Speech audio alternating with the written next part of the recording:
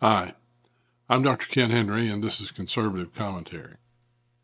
It seems that the left-wing media and the legacy cable media are on a coordinated attack on President Trump's nominee for Defense Secretary, Pete Hegseth. Apparently, they don't believe the liberals in the Senate will be able to do the job, so they're trying to destroy Hegseth before the whole process really begins.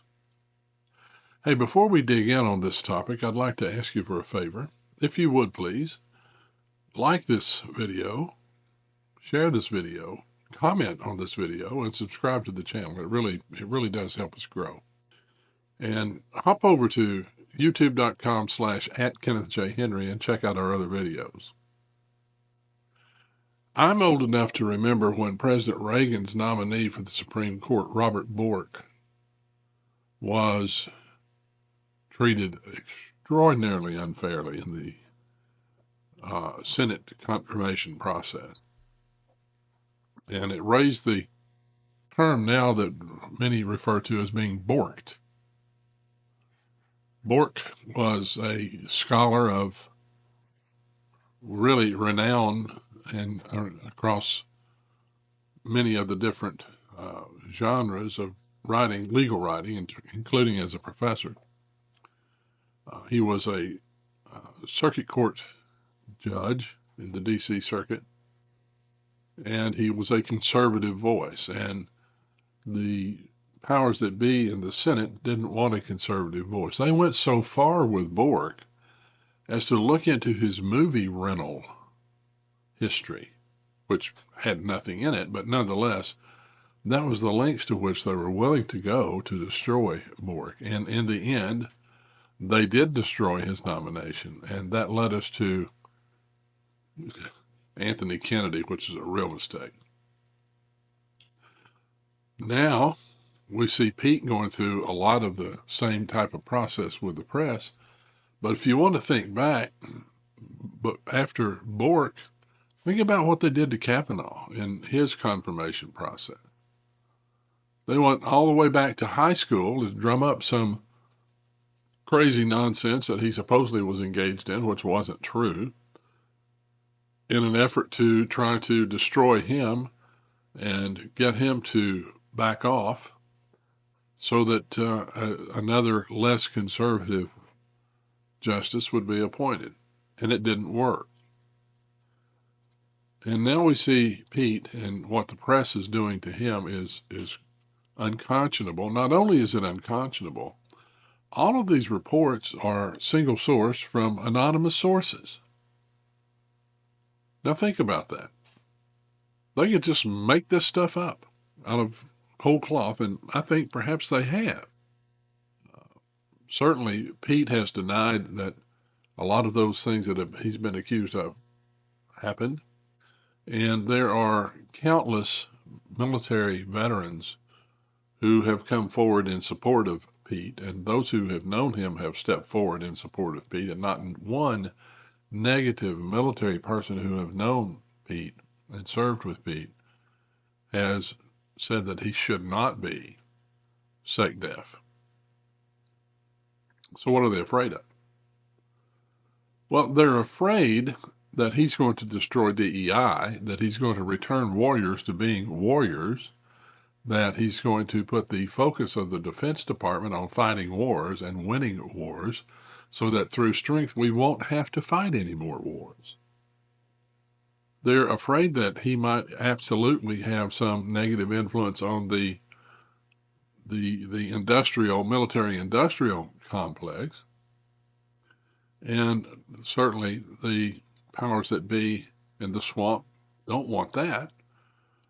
They're afraid that he will find and root out unnecessary programs, processes, and expenditures in the military so that the focus is on what it should be, on our fighting men and women.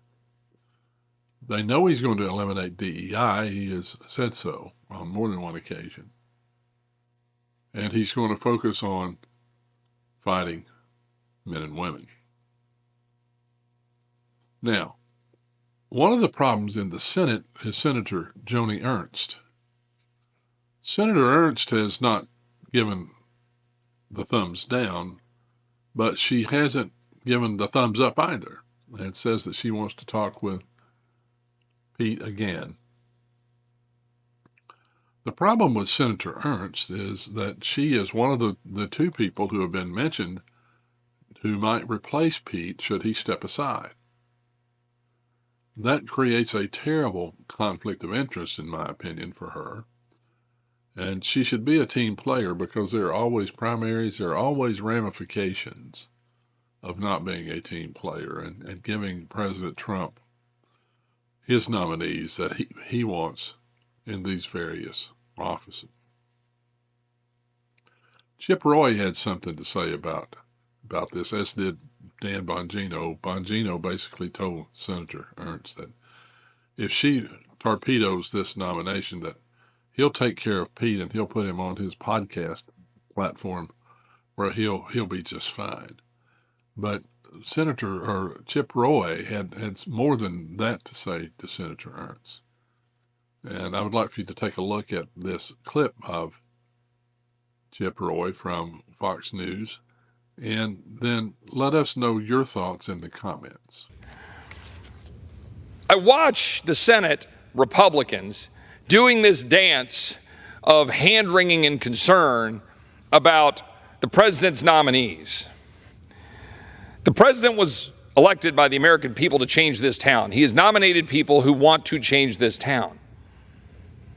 If you want to go overturn every rock of everybody's past and then say that they are not capable or they don't deserve to serve in a position like Secretary of Defense, as is currently occurring with the targeted attacks on Pete Hegseth, well, maybe you should take the board out of your eye.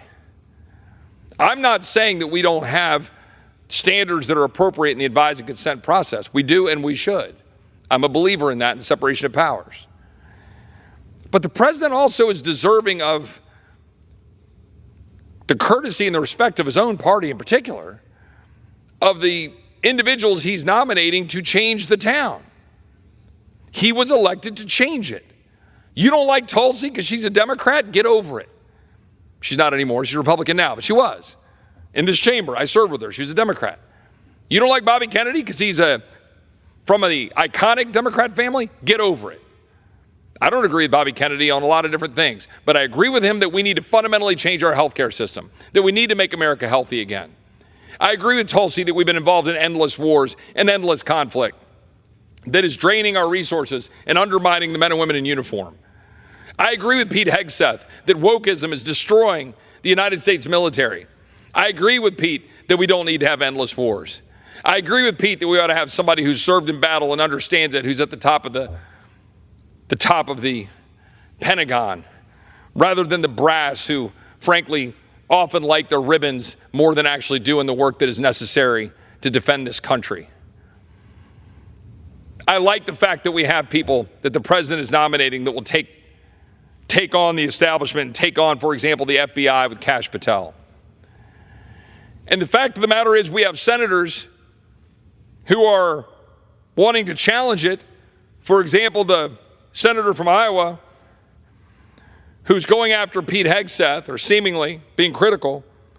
Same individual, by the way, says and voted for an NDAA that would draft our daughters and has been fighting to draft our daughters. And I tell her, you'll do that over my dead body. There will be no draft of my daughter. Voted for the Marriage Act to codify gay marriage.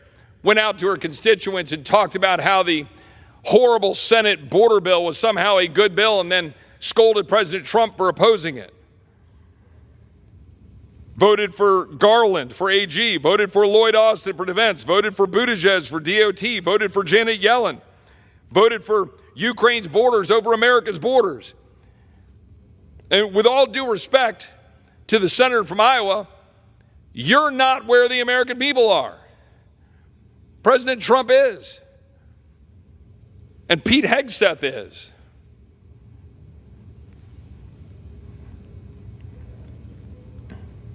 We have an obligation to change this town or we're going to lose this country. If Republicans do not deliver, if we do not do what we said we would do, this party will end. There will not be a Republican Party if we fail in this term, this Congress, to deliver. That's not hyperbole. It's true. We will go the way of the Whigs. We will secure the border. We will return order to our streets. We will cut spending. We will move towards balancing our budgets.